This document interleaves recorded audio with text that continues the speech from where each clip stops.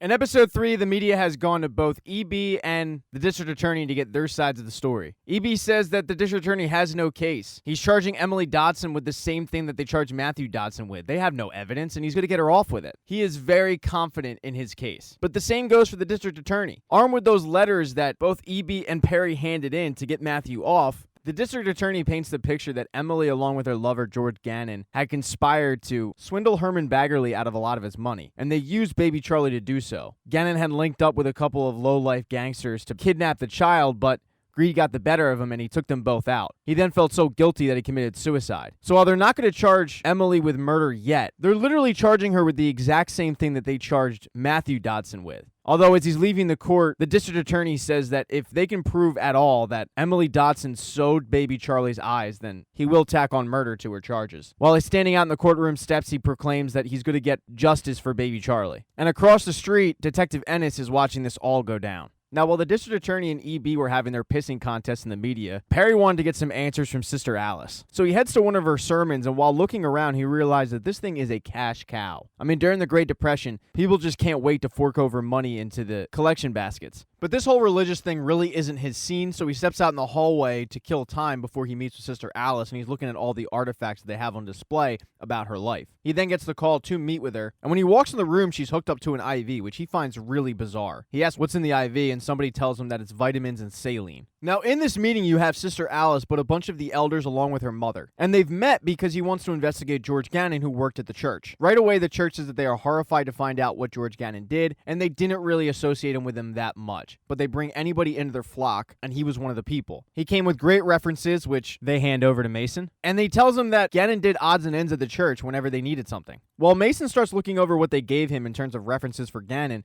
Sister Alice makes mention that he should come to one of their sermons more often. But Perry Mason and religion do not go together. He doesn't believe in any of this stuff. And he tells her that God left him in France during the war. After this meeting, Mason goes over to the coroner's office and meets Pete Strickland there. He finds out that Gannon's body went to another morgue because apparently his house was like 2 or 3 blocks from the city lines. So because of that, he doesn't have his body, but he does have the body of the victims that were found in that abandoned building. And as Mason is taking pictures of the one person's body, when they flip him over, he notices a lot of bruising on the neck. And he asks about it, and the coroner tells him that his best guess is that this guy was shot, but he was laying on the ground and he wasn't dead yet, and Gannon, to expedite the process, put his foot on his throat to suffocate him. After they leave the coroner's office, they go to grab lunch, and Mason can't figure this whole thing out. Because the story that's being put out there is Gannon walked into this building and shot a bunch of guys up. But the one guy apparently wasn't dead, so instead, he decides to put his foot on his throat. Then he drives home and he's overridden with guilt, so he commits suicide. It just doesn't make a lot of sense to him. But as he's trying to figure it out, he hands over the references to Pete and says, go look into these, maybe we can get a lead there.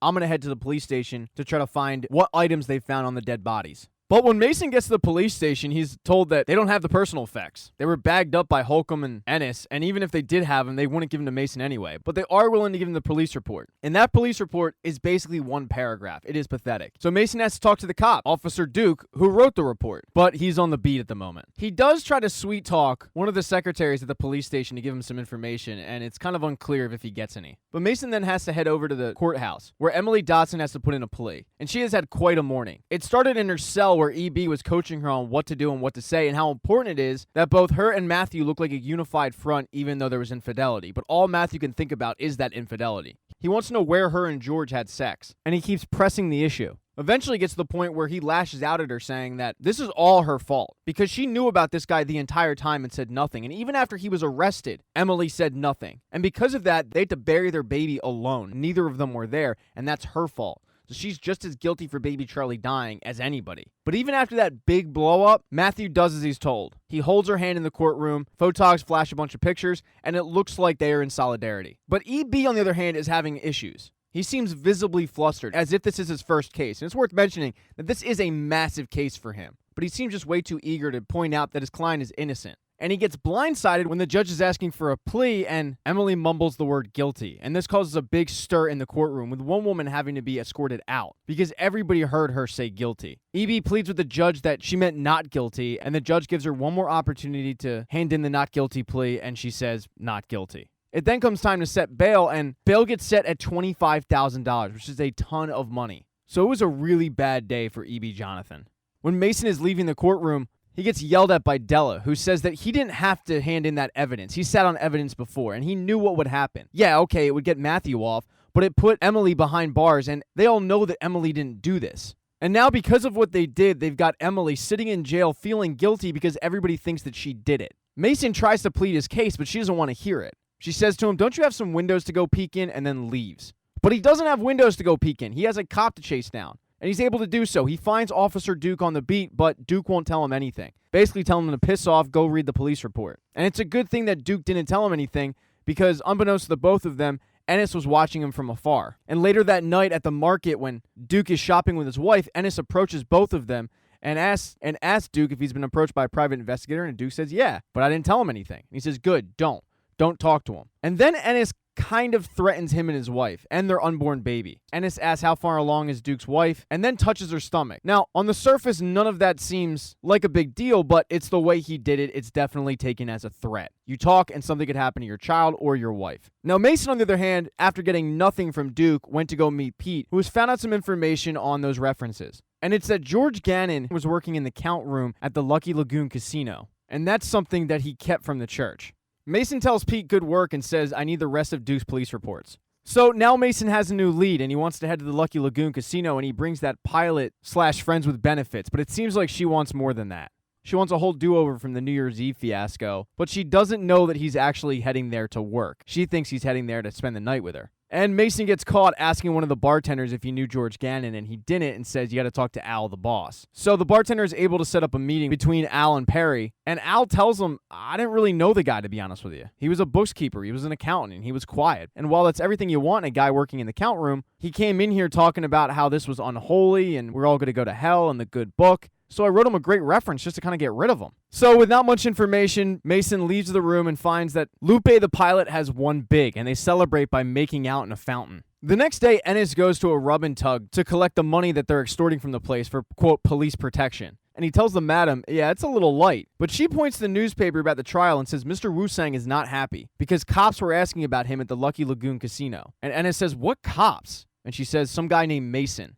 Now, Mason, meanwhile, armed with the police reports for Duke, and upon reading them over, he realized that the one about the murders is an anomaly because Duke is very thorough in his reports, except that one. It was one paragraph. So he approaches Duke about it, saying that "You've been silenced, and I know you've been silenced because of how thorough your work is." But Duke punches him. Mason gets up and keeps egging Duke on, trying to get information out of him, but Duke punches him again and says, "I'll tell you right now, I could kill you here, and no one would bat an eye. So leave me alone." So while Mason leaves Duke alone, he knows that he's being silenced and heads to E.B. Jonathan's office to let him know that there is a cop who knows something and he's just got to get it out of him. But E.B. is visibly stressed out. He's having trouble focusing, trying to get Emily bailed out, but 25 grand is a lot, and Herman Baggerly is blowing him off. And he ends up snapping at Perry, just saying that this case is pretty simple. No one cares about a random beat cop's police report. Mason can tell that his friend isn't acting himself and asks if he's all right, but in fact he's not. He woke up that morning with blood in the sink. He's also tending to forget things and having to be reminded about what he was talking about. And he's definitely got some kind of health issue. While Mason is sitting in his office trying to explain how this Duke thing is real and how he knows something, they get word from Herman Baggerly that he's pulling all funding. And while they're not fired, they're simply not getting paid at the moment, which is just as bad as being fired. And this comes as a huge blow to everybody in the room. So EB needs to find the money somehow to bail Emily out because, as he says, "What attorney would I be if I can't even bail out my own client?" And he heads to a former acquaintance that he had business with to try to see if he'll lend him the money, but he won't. Because EB burned him in the past and almost got him disbarred. He's really only taking this meeting as a courtesy. And he tells EB to find her a plea deal, but EB says, "I can't do that, she's innocent, and I know I can get her off." The man then changed the subject, saying that the district attorney called and was asking about their old partnership. And this guy told him that it wasn't in his interest to discuss the past, but he warns Jonathan that if the district attorney digs, there's going to be something there. EB tries to get the conversation back to the Dotson case and wants him to put in a call to the judge to try to get a bail reduction, but the guy says, "You're not listening. Just take a plea deal and keep me out of this. Don't call me again." And Jonathan is just out of options.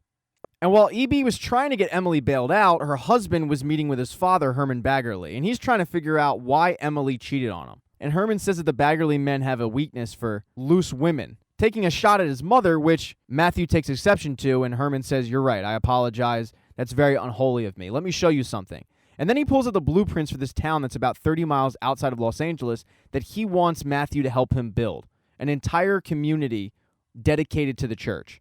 That same night, Della headed to the police station to get Emily to sign a new retainer agreement, but she gets told that she can't see Emily at the moment because visiting hours are over, and that's kind of weird to her. Then she notices that the woman that's sitting in the police station was the same woman who was assigned to Emily to make sure that she wasn't attacked, because a lot of people want to take out a woman that killed a baby. So she starts calling for heads, saying that that was a court order and she can get everybody fired, and she demands to see Emily. She's able to get past a few of the guards and opens a door and finds that Emily is being harassed and interrogated by both Holcomb and Ennis. And she asks Ennis, "Are you seriously trying to slap a confession out of her?" And Ennis plays it off like she was suicidal and she was about to harm herself and they had to put her in this room, but it doesn't seem like that's what Della walked in on. And she tells Emily it'll be all right and then says that everybody in the room is in deep shit for what they've done to her. Now, let's move back over to Mason, who is leaving a bar where he met Pete, and they were drowning their sorrows about, quote, being fired, when he walks to his car and he finds Officer Duke waiting for him. Because Duke has had a change of heart and is willing to talk to Mason. He lets him know that the police report was doctored. While it says the blood in the police report was leading from the roof to the room, it was the opposite. It was leading up to the roof. And when he went down to the alleyway, he found a pair of messed up dentures. He hands them to Perry, and Perry remembers what the guy Al said in the Lucky Lagoon Casino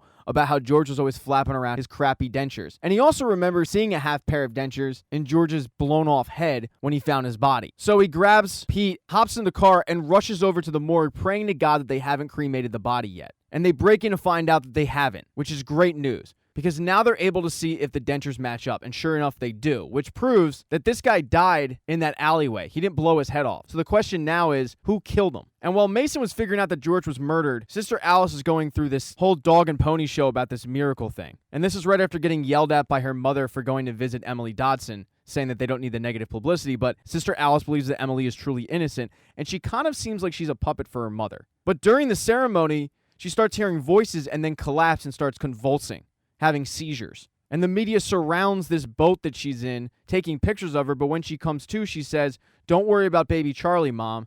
God told me that I'm to resurrect him." And the media heard all of that. It was quite a scene. Thank you for watching this recap. If you do not see the next one up in the corner right there on the end screen, don't worry, it'll be up shortly. Please consider following the channel. That'd be cool. If you liked the video, give it a thumbs up. And if you don't, there's a thumbs down button for a reason.